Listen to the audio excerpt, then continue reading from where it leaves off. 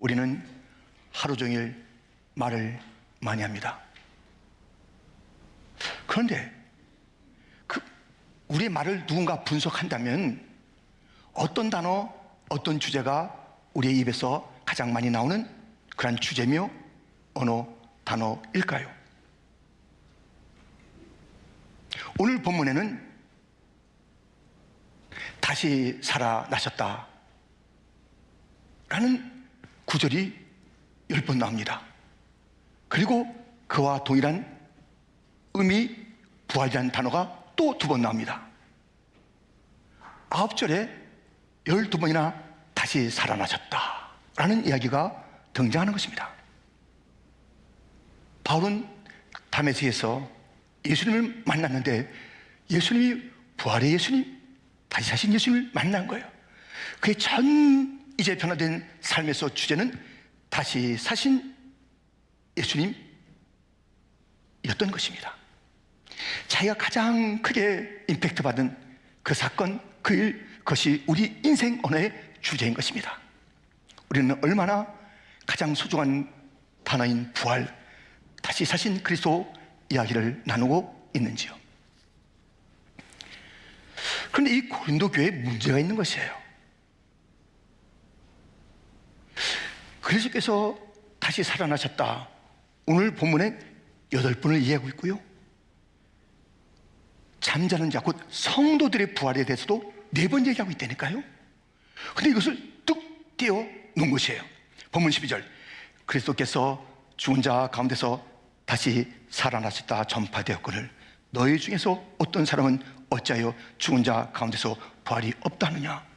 오, 예수님의 부활? 오케이. 우리의 부활? 무슨 부활? 하면서 예수님의 부활과 우리의 부활은 상관이 없다는 것이에요. 이 마귀의 큰 특징이 뭐냐면 하나님과 우리와의 관계를 띄어놓으려는 거예요. 상관이 없다. 하나님 너 사랑하지 않아. 하나님 너 잊어버렸어. 야 하면서 하나님과 상관이 없다는 그 인식 속에서 살아가게 하는 것이에요. 그래서 이 부활 오케이. 너희들 부활 어림도 없어. 이 원론입니다. 이 원론이 마귀의 작전이에요. 교회 안에서는 신앙생활 해야지. 교회 밖에서는 세상 살아가는데 세상의 논리로 살아야지. 이 원론으로 살라는 것입니다. 오늘 본문은 그리스도의 부활뿐만 아니라 우리의 부활이 얼마나 뗄래야 뗄 수 없다는 것을 구구절절히 계속 강조하고 있는 것입니다. 13절부터 보면 만일 죽은 자의 부활이 없으면 그리스도도 다시 살아나지 못하셨으리다. 그리스도께서 만일 다시 살아나지 못하셨으면 우리가 전파하는 것도 헛것이요 또 너희 믿음도 헛것이며 또 우리가 하나님의 거짓 증인으로 발견되리니 우리가 하나님이 그리스도를 다시 살리셨다고 증언하였습니다. 만일 죽은 자가 다시 살아나는 일이 없으면 하나님이 그리스도를 다시 살리지 아니하셨으리라. 만일 죽은 자가 다시 살아나는 일이 없으면 그리스도도 다시 살아나신 일이 없었을 터요. 지금 다시 살아남, 예수 그리스도의 다시 살아남, 그리고 성도들의 다시 살아남이 연관이 있다는 것이고 뗄래야 뗄 수 없다는 것이고 하나님의 계획이고 또 실제라는 이야기를 계속 강조하는 것이에요. 성경은 1.1도 우리가 함부로 할 수 없어요. 다 정한무언 하나님의 말씀이기 때문에요. 그런데 더더욱 강조하는 것은 주님의 특별한 이유가 있기 때문에 그리스도의 부활과 믿는 자의 부활이 연관이 있다는 얘기를 계속 강조하는 것은 이유가 있기 때문 아니겠습니까? 무슨 이유가 있기에 이렇게 강조 또 강조하는 것일까요? 그것은 첫 번째, 죽음 너머의 삶이 있다는 것입니다. 우물안 개구리라는 말이 있습니다. 개구리가 문 아래서 뚝 보니까 하늘이 요만해. 얼마나 광대한 하늘과 우주 전체가 있는 것을 알지 못하고 요만한 것만 보면서 이게 전부의 세상인 것으로 살아가는 인생들, 우리의 눈으로 보이는 것, 지금 경험하는 것, 그 이상의 삶과 세상은 없어. 어리석은 삶을 사는 것입니다. 지금 예수님의 부활과 우리의 부활을 계속 연결시켜 주는 것은 예수님이 죽었다가 다시 살지 않았느냐, 죽음 너머의 삶을 사시는 주님이시다. 우리도 죽음을 벗어난 그 놀라운 다른 세계가 있다라고 일러주고 있습니다. 본문 19절, 만일 그리스도 안에서 우리가 바라는 것이 다만 이 세상의 삶뿐이면 모든 사람 가운데 우리가 더욱 불쌍한 자이리라. 세상 사람들은 다 불쌍한 사람들이에요. 그런데 우리가 그리스도의 부활이 없어요. 이 세상이 전부예요. 그럼 진짜 불쌍한 사람이에요. 전 사기꾼이에요, 사기꾼. 여러분들 진짜 불쌍해요. 예수님이 부활이 없는데 여기 앉아 있을 필요가 없습니다. 왜 우리 여기 앉아 있냐고요? 이게 무슨 헛된 일이냐고요? 예수님이 부활이 없다면, 죽음 너머의 삶이 없다면 우리 이 모든 것이 헛것이에요. 진짜 불쌍한 사람들이에요. 어이없는 사람들이에요. 그렇지 않잖아요? 우리 주님이 부활을 가지고 그 놀라운 삶을 전개하는 것처럼 우리 또한 죽어서 우리 주님처럼 새로운 그런 세계를, 저 천성을 향해서 가는 삶이 있다는 것입니다. 그런데 오늘 본문은 이 죽음을 잠자는 거라고 표현하고 있잖아요. 17절부터 보면 그리스도께서 다시 살아나신 일이 없으면 너희의 믿음도 헛되고 너희가 여전히 죄 가운데 있을 것이요 또한 그리스도 안에서 잠자는 자도 망하였으리니. 잠자는 거예요, 잠자는 거예요. 이것은 정말 짧은 거예요.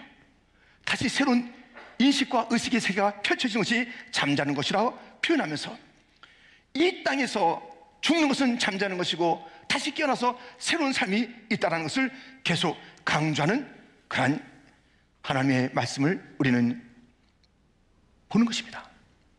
거기서 누리는 생명은 영생의 생명입니다.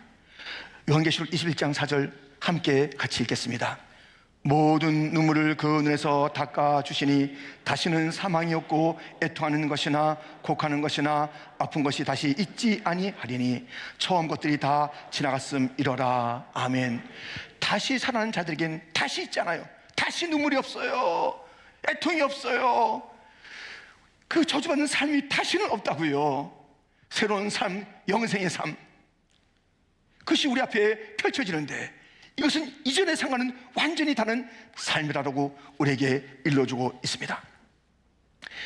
멋진 삶이 우리 앞에 기다리고 있습니다. 이것이 없다면 우린 정말 불쌍한 자들이에요. 믿음 생활의 것은 헛거예요. 이것이 없다면, 죽음 너머의 그 아름다운 삶이 없다면, 영원한 그런 삶이 없다면 다시는 고통과 애통과 죽음이 없는 그 나라가 없다면 우리의 모든 것은 헛것이며 망하는 인생, 불쌍한 인생이라는 것입니다. 우리 주님이 죽음에서 부활했듯이 우리도 부활하면 주님이 누리시는 그 영생의 나라에 우리도 초청받아 산다는 것입니다. 그런데 문제는요, 그 영생을 약속받았는데, 아니 약속받은 게 아니라 이미 있어요. 내가 진실로 진실로 너에게 이르노니 내 말을 듣고 또 나 보내신 이를 믿는 자는 영생을 얻었고 심판에 이르지 아니하느니 사망에서 생명으로 옮겼느니라. 이미 영생이 존재해요. 우리는 이제 영생의 나라에 들어가서 그 복락을 누리는데 아직까지 이 세상에서 영생의 존재로 살아가고 그 날을 기다리며 살아가는데, 문제가 뭐냐면 아직까지 내 안에 있는 이 욕심들, 이 습관들, 어두운 그런 세상, 마귀의 적극적인 유혹들, 이런 것들이 있다 이거예요. 이 죽음 넘어 찬란한 영생의 나라를 바라보고 사는 우리들에게 이게 뭐예요? 이게 뭐냐고요? 여전히 우리의 현실 속에서는 영생의 존재, 영생을 바라보는 존재, 죽음 너머를 초월한 그런 관점을 가지고 사는 당당한 인생 가운데 찾아오는 이 유혹들, 이 문제들, 아직까지 끈적끈적하게 남아있는 이 욕심들 어떻게 하면 좋죠? 오늘 이제 새벽에요, 무슨 본문을 말씀드렸냐면 여인들이 안식 후 첫날에 예수님의 무덤에 찾아간 이야기를, 그 말씀을 전했습니다. 그런데 거기에 천사가 이렇게 말하는 것이, 예수님이 여기 계시지 않는다, 이 무덤에 계시지 않는다. 그러니까 누웠던 그 자리, 이 절망의 자리, 탄식의 자리, 사망이 묶어놓은 자리에 예수님은 더 이상 계시지 않는다 라고 말씀했는데요, 우리가 이 땅의 삶 그것이어야 돼요. 그가 여기 있지 않다. 그가 여기 죄의 자리에 있지 않다. 절망의 자리에 있지 않다. 죽음의 그 사슬에 있지 않다. 그는 이 땅에 살고 있으나 여기 있지 않다. 누가 그랬습니까? 요셉을 보세요. 요셉은 이 땅에 살아가는 동안에 정말 힘겨운 삶을 살았으나 소망이 있습니다. 그에게는 비전이 있습니다. 그에게는 하나님이 계십니다. 그래서 이 땅에 살고 있지만 이 땅의 모든 유혹이 있을 때 그 자리에서 벗어난 거예요. 보디발의 아내가 유혹을 한 것입니다. 예, 여기서 이제 같이 우리가 유혹이 왔습니다. 그럴 때 이 보디발은 그 자리에 없었습니다. 유혹이 왔을 때 후다닥 정말 옷도 챙기지 못하는 거예요. 옷을 갖다 잡아 당긴 거예요. 이거 아주머니 왜 이러세요? 이렇게 하면서 그냥 내뺀 거예요. 그 자리에 없었습니다. 성도요, 그 자리에 없어야 돼요. 죄의 자리에 없어야 되는 거예요. 절망의 자리에 우리가 없어야 되는 거예요. 낙심의 자리에 없어야 되는 거예요. 불평의 자리에 없어야 되는 거예요. 이 현실 속에 있다 이거예요. 그러나 요셉처럼 피해야 되는 것이에요. 이 땅에 그 무덤 그 자리에 있다는 거예요. 그 자리에 우리 예수님 없었듯이, 요셉이 유혹의 자리에 없었듯이 우리가 사는 방식은 그 자리에 없는 것입니다. 불평의 자리에 있는 거예요. 우리가 죄의 자리에 우리가 있는 거예요. 유혹의 자리에 있는 거예요. 이것은 부활의 사람의 삶이 아니잖아요. 이것은 저 영원한 나를 바라보는 자의 삶이 아니잖아요. 영성을 가진 자의 삶이 아니잖아요. 영성을 가졌으나 저 찬란한 영생의 나를 바라보는, 죽음 너머의 삶을 바라보는 그런 사람이 이 땅의 유혹에 넘어져요. 이 땅의 죄의 자리에 있어요. 그 자리에 없었더라. 아무리 눈을 씻고 찾아봐도 이 세상에는 유혹의 자리가 있다니까요. 이 세상엔 절망의 자리가 있다니까요. 이 세상엔 죽음의 자리가 있다니까요. 이 세상엔 불평의 자리가 있다니까요. 근데 거기에 퀸즈 장로의 사람은 없었더라. 이것이 그리스도의 삶인 것이에요. 없었다. 우리는 그 자리, 죽음의 자리, 이 땅에서 우리는 없는 그 삶을 살아야 바로 부활의 믿음을 가지고 사는 자답게 사는 것입니다. 이렇게 그 자리에서 도망하는 것, 이것이 삶의 중요한 방식입니다. 그 절망의 자리에서 딱 사라져 주는 것, 이것이 우리의 방식입니다. 이 땅에 있는 동안에 또 우리는 어떠한 삶을 살아야 할까요? 바로 이것입니다. 선언하는 것입니다. 고린도전서 15장 51절부터 보라, 내가 너에게 비밀을 말하노니 우리가 다 잠잘 것이 아니요 마지막 나팔에 순식간에 호련히 다 변화되리니 나팔 소리가 나매 죽은 자들이 썩지 아니할 것으로 다시 살아나고 우리도 변화되리라. 이 썩을 것이 반드시 썩지 아니할 것을 잊겠고 이 죽을 것이 죽지 아니함을 입으리로다. 이 썩을 것이 썩지 아니함을 잊고 이 죽을 것이 죽지 아니함을 입을 때 사망을 삼키고 일이라고 기록된 말씀이 이루어지리라. 55절부터 같이 읽겠습니다. 사망아, 너의 승리가 어디 있느냐? 사망아, 내가 쏘는 것이 어디 있느냐? 사망이 쏘는 것은 죄요 죄에 걷는 율법이라. 우리 주 예수 그리스도로 말미암아 우리에게 승리를 주시는 하나님께 감사하노니 그러므로 내 사랑하는 형제들아, 견실하며 흔들리지 말고 항상 주일에 더욱 힘쓰는 자들이 되라. 이는 너희 수고가 주 안에서 헛되지 않은 줄 알미라. 아멘. 부활의 사람들은 선언하며 살아야 되는 거예요. 선제적으로 살아요. 선제적으로 찬송하는 거예요. 선제적으로 감사하는 것이에요. 다 일들이 이루어지고 난 다음에 그 다음에 찬송할까? 그 다음에 감사할까? 아니, 이미 부활, 우리의 승전일, 부활절이 승전일이에요. 이 승전일이 2000년 전 그 우리 주님의 첫 부활에 그때부터 주어진 이 부활, 흔들릴 수 없는 이 부활, 이 승리를 우리는 이미 나중에 가야 승리가 확인돼요. 나중에 가야 감사할지 안 할지 우리가 그렇게 살아가는 것이에요? 아닙니다. 이미 이루어진 것입니다. 선제적으로 선포하는 것입니다. 사망아, 내가 어디 있느냐? 선언하는 것입니다. 감사하는 것입니다. 흔들지 않는 것입니다. 이제 제가 부목사 있을 때 우리 퀸즈 장로교회요, 장윤춘 목사님이 우리 교육자들을 다 데리고 포코노 가는 거예요. 포코노 가서 수련을 합니다. 근데 가자마자 우리들, 야, 얼마나 고생이냐, 방에 들어가서 쉬고 우리 어디 갈까? 이게 아니에요. 빨리 가방 두고 오래요. 그러고 나서 또 훈련하시는 거예요. 예, 아주 너무 감사해. 너무 감사해. 또 훈련하시는 거예요. 너무. 근데 훈련의 과목도 여러 가지인데요. 그날은 이런 훈련하는 거예요. 딱 교육자들 이렇게 쭉 둘러 앉게 하신 다음에 우리가 이제 목회하다 보면 여러 가지 상황을 만난다. 그 상황을 만날 때 갑작스러운 상황을 만나는 거 아니냐. 그 교육자들은 그때마다 말씀을 딱 바르게 펴서 그 말씀을 주면서 주님의 뜻을 그 가운데 전하는 그런 교육자가 돼야 되니까는 내가 지금부터 상황을 설정해 줄게. 한 사람 한 사람. 그러니까 그때 딱 설정하면 그때 바로 말씀을 찾고 설교를 간단하게 해라.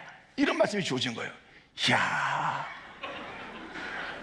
어찌 이런 일이. 아니 그런데 이제 두분만 하는 거예요. 다 오는데 저는 첫 번째 순서가 아니에요. 좀 그래도 적당하게 이제 중간쯤에 앉았는데 얘기하는데 막 둘이 하는 성도에게 말씀을 전하시오. 그래도 그거 찾아가지고 막 전하고요. 다 그러는 거예요. 세신자에게 말씀을 전하시오. 그걸 전하고 하는 거예요. 근데 이제 나는 뭐가 올까 아직 모르는데 막 그냥 가슴이 뛰는 거예요.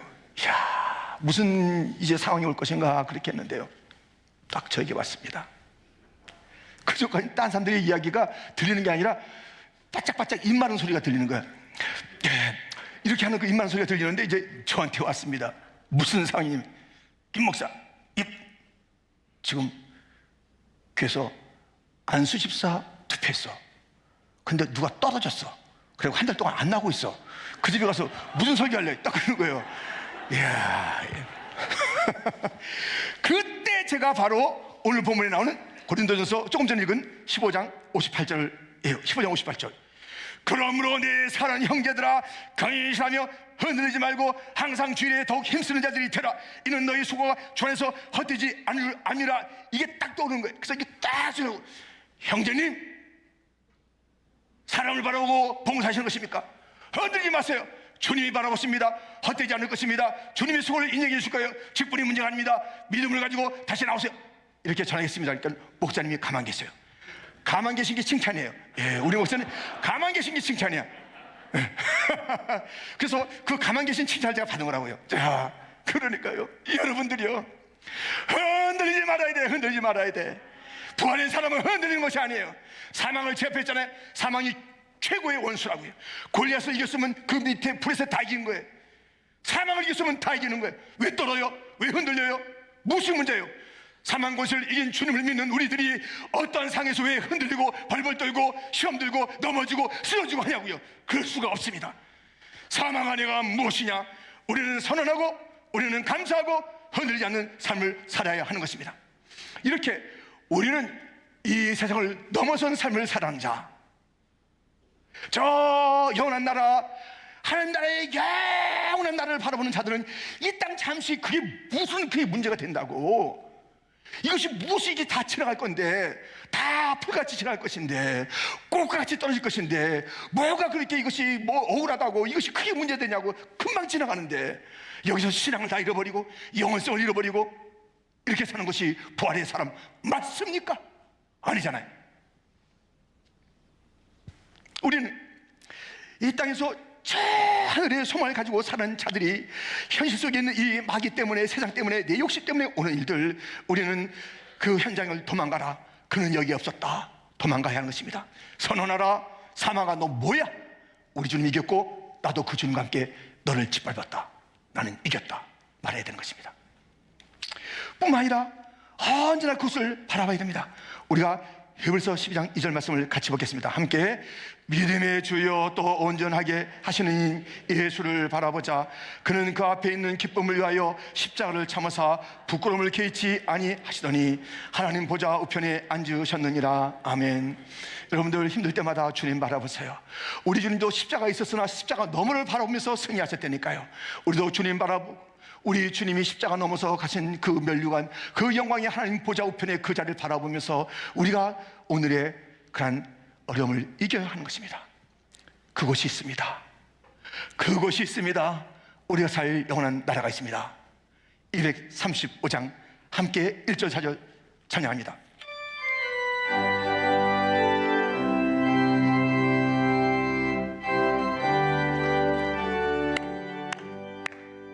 보아라 즐거운 우리 집, 밝고도 거룩한 천국에, 거룩한 백성들 거기서 영원히 영광에 살겠네.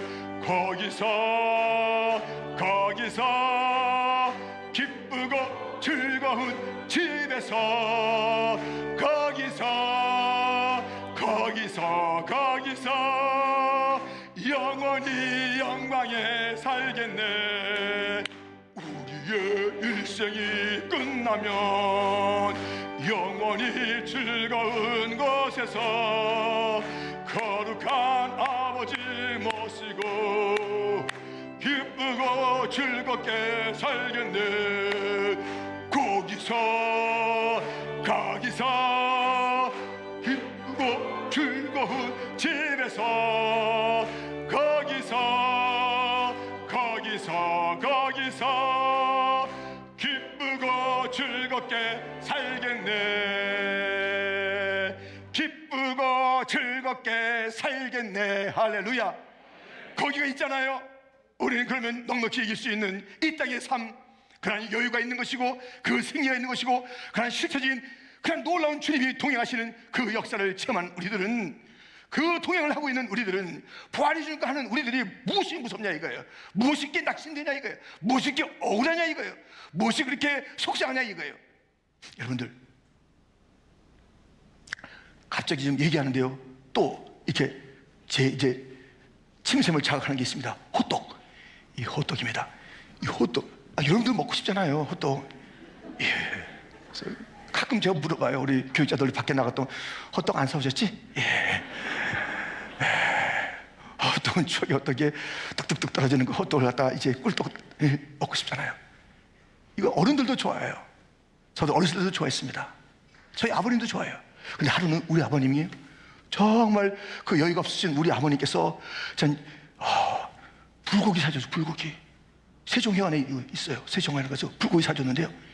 야, 이거 뭐 너무나 황홀한 거예요. 불고기 쫙 먹고선 이제 탁 나오는 거예요. 이건 뭐 보통 있는 일이 아니거든요. 어렸을 때 불고기 먹고 나왔는데 한 몇십 미터 가다 보니까 호떡집이 호떡이 길거리에서 파는 거예요. 그래서 제가 아버님께 말씀드렸어요. 아버님, 저 호떡 하나 먹고 싶어요. 이렇게 말했어요. 그때 아버님께서 너무나도 그날따라 기분이 좋으시니까는, 여유가 있으시니까 불고기 사주시고, 그날 딱 그래서 호떡 2개 사와, 나도 먹게. 이렇게 하는 게 아니라 이런 말씀 하시는 거예요. 성구가 불고기 먹은 사람 호떡 먹는 게 아니야. 그런 거예요. 이게 지금 불고기 먹고 호떡 얘기하면 안 된다는 거예요.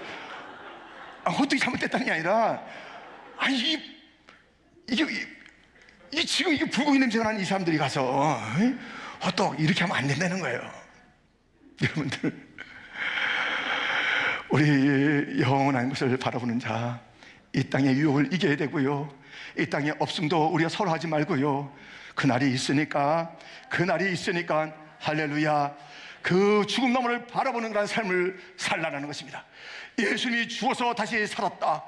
그의 그 하늘 천성의 일들을 바라보라. 너도 이제 이 죽음 너머의 삶이 있단다. 그러므로 이 땅에서 당당하게 살아라. 예수님이 이 땅에서 십자가 있으나 그것을 즐겁게 감당하신 거예요. 이 땅에서 하나님의 나라, 그리고 하나님의 자녀, 하나님의 그 아들, 하나님의 그 관계를 전혀 의심하지 않고 당당하게 사는 것이, 고통이 있어도 감당하게 아버지의 뜻대로 살기를 원했던 주님이십니다.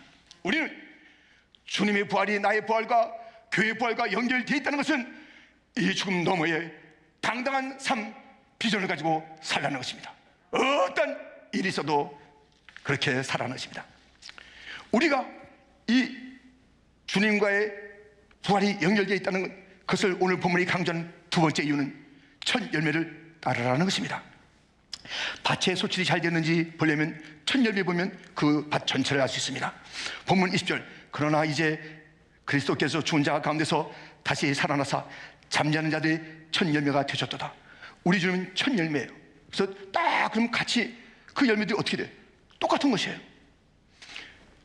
그런데 우리가 세상도 그렇지 않더라고요. 야, 가을 바구니 막 과일 바구니 이렇게 있어서 이렇게 해서 이제 뭐 누군가 환자 이렇게 사다 주는데요, 처음에는 막 위에 막 있는데 이게 열어보면 뒤에는 막 조그만 거밖에 없고 마른 게 있고, 이 첫 모습하고 다른 게 있단 말이죠. 그러니까요, 옛날에 그 쌀 등급 매길 때요, 제가 그거 알아요. 전 시골 뭐 생활 안 했습니다만 그 뭐 TV나 보잖아요. 예. 그리고 제가 제 교회에서 쌀을 이제 얻어 먹었습니다. 성미를 주는 거예요. 그래서 그때 우리 임직할 때 목사님께서 말씀하셨습니다. 여러분들은 여러분 교회에서 주는 그런 밥을 먹고 그 교회에서 주라는 거예요.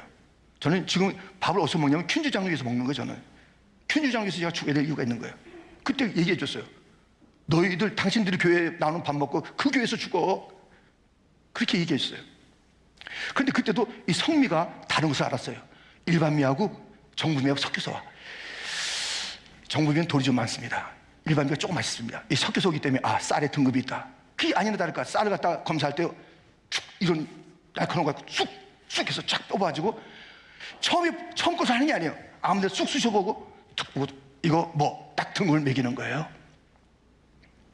우리 주님이 첫 열매이신데 어느 누군지 딱 뽑아봐도 주님과 똑같은 열매가 있어야지, 똑같은 성품이 있어야지, 똑같은 향내가 나야지, 똑같은 그런 그 생각과 그런 것이 있어야 주님의 첫 열매, 거기에 부응하는 그 다음 열매가 우리가 맞는 거 아니에요.